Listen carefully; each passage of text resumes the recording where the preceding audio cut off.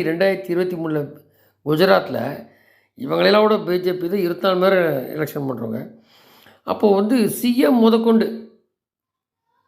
எல்லோரும் வெளியில் போய் வேறு புதுசாக எலெக்ஷனுக்கு முன்னாடி பண்ணாங்க. அதை திருப்பி வாஸ்ட் மெஜாரிட்டியோடு உட்காந்தாங்க. மறுபடியும் 2027 குஜராத்தில் தேர்தல் வரப்போகுது. அது ரொம்ப காலமாக 4-5 ஸ்பெல்லாக பிஜேபி தான் ஜெயிக்குது. இப்போ என்ன பண்ணுறாங்க, அந்த சீஃப் மினிஸ்டரை மட்டும் விட்டுட்டு எல்லா மந்திரியும் சைன் பண்ணியிருக்காங்க, அக்செப்ட் பண்ணிக்கிட்டார். புதுசாக போட போகிறாங்க. இப்போ தான் உள்ளாட்சி நடந்து அங்கே எல்லாம் வாஸ்ட்டாக ஜெயிச்சாங்கன்னு நினைக்கிறேன். அப்போது அந்த சிஎம்மோடு போனாங்க, தேர்தலில் தம்பிங் மெஜாரிட்டியோடு வந்தாங்க. எதிர்கட்சி ஒன்றுமே இல்லை, வாஷ் அவுட்டு. அப்படி இருக்கும்போது இப்போது வந்து இவரை விட்டுட்டு பாக்கி சுற்றி இருக்கிற மந்திரிலாம் இது பண்ணுறாங்க. இதெல்லாம் என்றைக்காவது இங்கே நடக்குமா திமுகவில்? ஊழல் பண்ணியிருக்கு அதிமுக பேரில் இருந்த செந்தில் பாலாஜி. இப்போ தெரியும் என்ன நடக்குது அந்த 10 ரூபான்னு. ஆனால் உள்ளேயே மந்திரியாக வச்சுருந்தாங்களே, இலாக்கலா மந்திரியாக நீக்கிருக்கணும்ல. இது எதிர்கட்சி இருக்குமோ அண்ணன் பேச்சு கரூரில் பேசினார்ல ஸ்டாலின். அப்போ அங்கேயும் இங்கே வித்தியாசம் சொல்கிறாங்களே, அது என்ன பாஜக அவங்க வாய் வார்த்தை ஓட்டுக்கு சொல்கிறது தான். ஆனால் அவங்க கரெக்டாக தான் பண்ணுறாங்க அந்த இடத்துக்கு.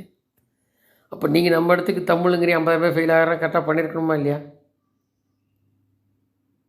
எங்கே தப்பு? ஒன்றா நம்ம தேர்ந்தெடுக்கிற தப்பு, இல்லை அவங்க அந்த அந்த மனநிலை இருக்க மாட்டாங்க, நம்ம தான் தப்பு. அவன் அப்படித்தான் இருப்பான்.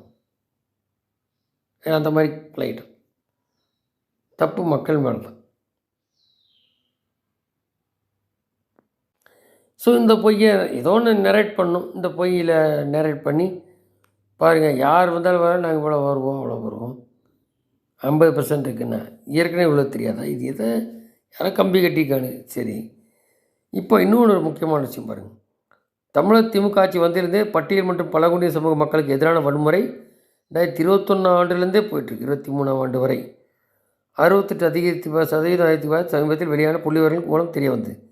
இந்த குற்றங்களில் ஈடுபடுபவர்கள் மீது எந்த நடவடிக்கையும் எடுக்கலை. பாதிக்கப்பட்ட உரிய இழப்பீடும் வருங்கால அலக்களித்து வருகிறது திமுக அரசு.